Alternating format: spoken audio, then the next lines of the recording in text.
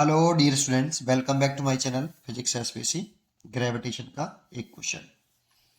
A satellite is revolving around the earth with orbital speed is v nought. If it stop suddenly, find the speed with which it will strike the surface of earth. And we दे रखा है यहाँ पे S cap velocity. तो एक diagram बनाते हैं कि ये अर्थ है,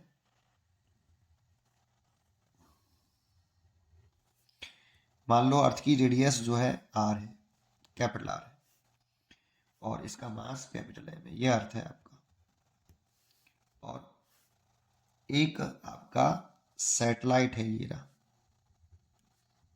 जिसका मास एम है। ये सैटेलाइट है। ये लेट कर लो कि सेंटर से ये कितनी orbit radius of orbit revolve कर रहा है। ये लेट कर लिया, स्मॉल आर कर रहा है।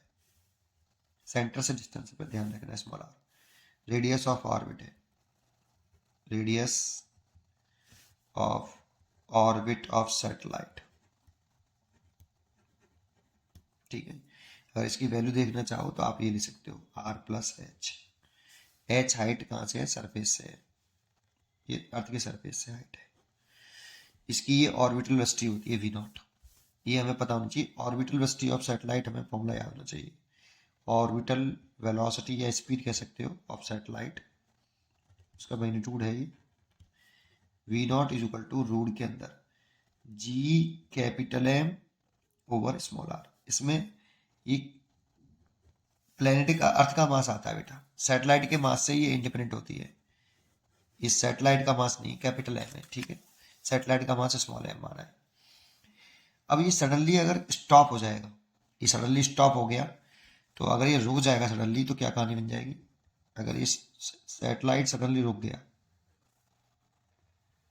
ये अर्थ है, ये मास है, ये अर्थ की रेडियस है, और सैटेलाइट सडनली स्टॉप हो गया जिसका मास स्मॉल है। इसकी ये डिस्टेंस कितनी थी? ये स्मॉल आर थी बेटा, यहां से यहां तक, सेंटर तक। तो स्टॉप हुआ तो इनिशियल वेलोसिटी जीरो, तो ये गिरेगा। तो जब ये अर्थ से टकराएगा तो टकराते समय इसकी वेलोसिटी हमसे पूछ रहा है कि टकराते समय कितनी वेलोसिटी से ये स्ट्राइक करेगा, कितनी स्पीड से स्ट्राइक करेगा, ये पूछ रहा है। तो देखो, इस वाले पॉइंट को ए कह लेते हैं, इसको सरफेस कह लेते हैं।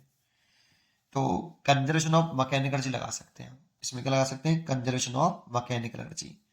तो using the conservation of mechanical energy, क्योंकि इसमें केवल ग्रेविटेशनल फोर्स इन्वॉल्व है, और ग्रेविटेशनल फोर्स कंजर्वेटिव फोर्स है, और जब भी केवल कंजर्वेटिव फोर्स लगते हैं तो मैकेनिकल एनर्जी कंजर्व रहती है। तो mechanical energy at point A और mechanical energy at point surface same होगी। तो kinetic energy at point A plus gravitational energy at point A is equal to kinetic energy surface पर plus gravitational energy surface पर। तो का energy ए पे कितनी होगी? जीरो, क्योंकि वो रुका हुआ है, स्टॉप है, तो इसका एनर्जी जीरो है। लेकिन ग्रेविटेशनल एनर्जी कितनी होगी? G capital M small m over, दोनों मास का मल्टीप्लाई करते हैं और इनके बीच की शॉर्टेस्ट सेक्शन लिखते हैं। कैपिटल एम और स्मॉल एम के बीच की सेपरेशन, यहाँ पे हमेशा इन दोनों के बीच की सेपरेशन लिखी जाती है, जो कि स्मॉल आर है ना। ठीक है, is equal to kinetic energy at surface पर, तो कितनी? Half M V square. V square से टकराया है आपका सैटेलाइट एम मास से, ठीक है, इतना प्लस पोटेंशियल एनर्जी सरफेस पर कितनी हो जाएगी सैटेलाइट की? जी कैपिटल एम स्मॉल एम, इन दोनों के बीच की सेक्शन अब कितनी हो गई है? अर्थ की रेडियस के बराबर हो गई है, ठीक है भाई। जब ये सैटेलाइट यहां टकरा जाएगा तो अब कितनी सेक्शन है कैपिटल एम स्मॉल एम के बीच की सेक्शन? अब कैपिटल आर है, लिख दी। अब देखो, एम से तो कॉमन लेके नहीं, काम काट दिया, एम कॉमन ले लिया और काट दिया। और एक काम और करते हैं, इसमें टू एलसीएम ले लेते हैं इधर से, टू एलसीएम ले लेते, तो ये तो वी स्क्वायर हो गया, ये टू जी एम, यार क्या कर दिया, टू आर एलसीएम ले लेना। नहीं नहीं, एक काम करते हैं, रुको, इतना आया, पहले पहले उतार लेते हैं इसको। माइनस के G capital M by small are is equal to, ये हो गया वी स्क्वायर बाई टू, और ये हो गया माइनस का जी कैपिटल एम बाई आर। अब एक काम करते हैं, दो का मल्टीप्लाई वो साइड में कर देते हैं, ऊपर न्यूमरेटर में, वो साइड में 2 का मल्टीप्लाई कर देते हैं। तो ऐसे क्या लिखेंगे, ऐसा क्यों किया बताता हूँ। 2gm by small are is equal to, जब 2 का मल्टीप्लाई इधर करेंगे तो ये v स्क्वायर हो जाएगा, 2 का मल्टीप्लाई इसमें करेंगे 2gm बाई कैपिटल आर हो जाएगा। ऐसा कर क्यों रहे हैं, देखो इसकी जगह पे में तो साफ साफ दिख रहा है आपको, हम लिख सकते हैं एस कैप वेलोसिटी, ये orbital velocity, sorry orbital velocity root G M by small R क्या चीज़ है, ऑर्बिटल वेलोसिटी ऑफ सैटेलाइट। जब वो घूम रहा था तब वी नॉट थी, तो इसका स्क्वायर करेंगे तो ऐसे लिख सकते हैं G capital M by small r. तो इसकी जगह पे तो लिख सकते हैं हम 2v0 का स्क्वायर इज इक्वल टू, ये v0 का v का स्क्वायर है माइनस, ये देखो ये एस कैप वेलोसिटी का फॉर्मूला है।